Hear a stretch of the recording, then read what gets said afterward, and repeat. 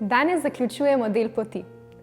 Na tej poti smo razmišljali o tem, kako mogočna je veličina Boga, kako majhni smo mi v njegovem stvarstvu in kako neverjetno je dejstvo, da vsakega posebej neskončno ljubi.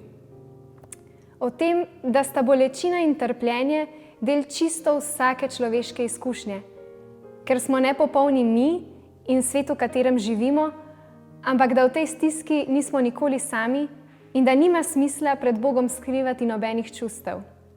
O tem, da je upanje ključno, da se prebijemo skozi stisko in da naše upanje ni v stvareh in razpletih, ampak v osebi, da je temelj našega upanja Emanuel, Bog z nami, ki se je danes rodil za nas.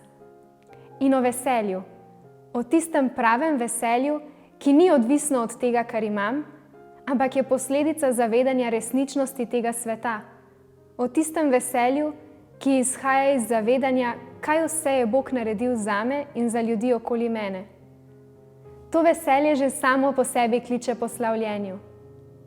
Zato danes slavimo novorojenega, dete, ki si ga ne zaslužimo, ampak nam prinaša čudovito upanje, da je on res z nami. Naj bo današnji dan poln tega veselja in zavedanja ogromnega daru, ki ga prejemamo. Zaključujemo eno poglavje in že se začenja novo.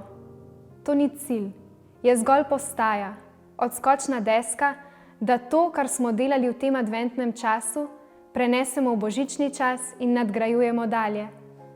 Škoda bi bilo, da bi rutino molitve, premišljevanja, ki smo jo vzpostavili, kar iz enega dneva na drugega opustili.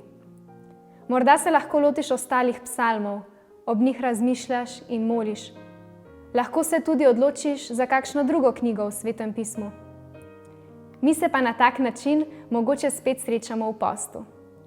Želim ti blagoslovljen Božič!